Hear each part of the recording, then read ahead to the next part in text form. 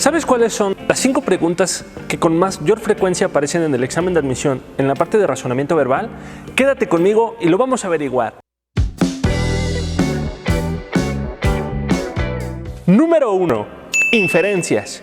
Una inferencia es una suposición, una deducción, un razonamiento deductivo. Es decir, dentro de tu lectura aparecerá una serie de elementos que tú tendrás que ir sumando para llegar a una conclusión final. Lo único que de momento debes saber es que debes leer con muchísima atención e ir hilando todas las ideas de la lectura hasta llegar a la respuesta final. Por ejemplo, Jesús sanó a la suegra de Pedro. Inciso A, Jesús es doctor.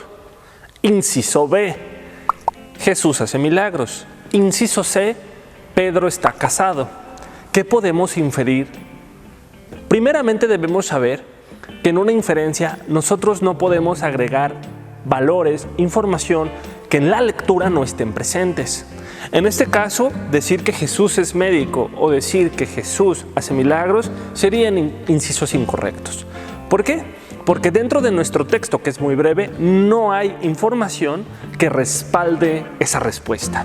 En cambio, la palabra suegra nos hace pensar en que Pedro está casado, por lo que escogeríamos el inciso C. Número 2. ¿Qué pasa cuando de pronto encontramos una palabra que no entendemos dentro de la lectura y nos preguntan por ella? Fácil. Nosotros tenemos que procurar primero revisar el contexto. El contexto es aquello que rodea a la palabra. Pueden ser unas cuantas palabras o puede ser todo un párrafo.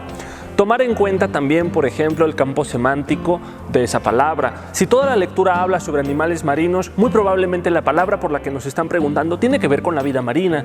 Habría que revisar, por supuesto, si las ideas que están alrededor de la palabra son positivas o si son negativas, para entonces nosotros asignarles un valor con base en lo positivo o lo negativo del contexto dado. Por ejemplo, los hombres descubrieron aquel campo desolado. La pregunta sería, ¿cuál de las siguientes opciones sustituye mejor a la palabra desolado? Inhabitado, olvidado, abandonado y desértico. ¿Cuál es entonces la respuesta correcta a esta pregunta?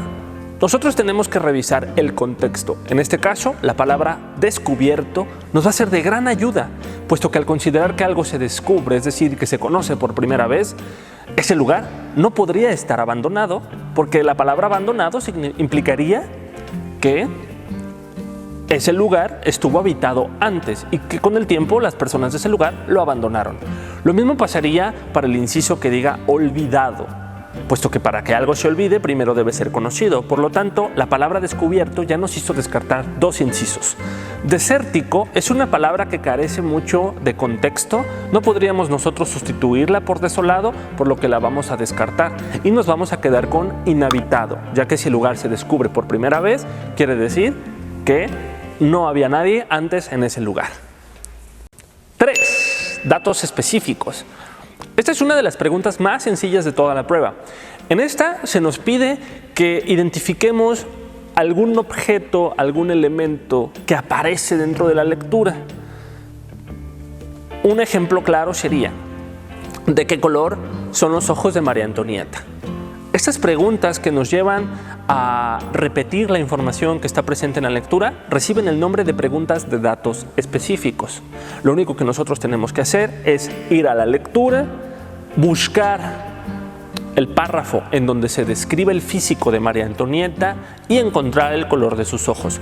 Vamos a inventar que en este caso los ojos de María Antonieta sean de color azul, por lo que escogeríamos el inciso C que dice azules. Número 4. Tono de autor. ¿Qué es el tono? El tono es aquello con lo que nosotros nos expresamos. A veces podemos estar tristes, a veces podemos estar muy enojados o a veces simplemente callamos. A eso se le conoce como tono de autor. Son las intenciones sentimentales que el autor utiliza para transmitirnos una historia. Entonces, cuando se nos pregunta por el tono, nosotros tenemos que revisar los adjetivos, los sustantivos que hacen de esta historia una historia de terror, una historia de amor, una historia de tristeza, para poder contestar correctamente. En el siguiente texto nosotros vamos a encontrar un tono grotesco. Dice así: El monstruo al que se le caía la piel pedazo a pedazo caminaba por las calles abandonadas de aquella ciudad. Todo estaba tan sucio que había gusanos por todas partes. Como se darán cuenta, hay elementos que nos remiten inmediatamente a lo grotesco de un escenario. Es por eso que el tono es grotesco. Textos literarios, número 5. En el examen hay una pregunta que corresponde a los textos literarios. Se nos pregunta, ¿qué tipo de texto estamos leyendo? Puede ser un poema, puede ser un cuento, puede ser una novela, puede ser una minificción, puede ser una carta, una crónica, una obra de teatro. Para ello nosotros tenemos que prepararnos en la cuestión literaria para así poder determinar qué tipo de texto es. Si se trata de un poema por su versificación, si se trata de un cuento por su narrativa y sus personajes, si se trata de una crónica por lo testimonial del texto, etc. Por ejemplo, el hombre salió del tren olvidando su maleta en el último de los vagones. Una vez afuera, entre la multitud, pensó que alguien lo seguía desde atrás. Y por más que miraba, sabía que él estaba realmente solo. En el fondo, toda aquella multitud que aparentaba estar al principio existía solamente en su cabeza. ¿Qué tipo de texto crees tú que es este que yo te acabo de poner como ejemplo? ¿Cuento? ¿Poema? ¿Carta? ¿Crónica? ¿Cuál escogerías tú? Tic-tac, tic-tac, tic-tac.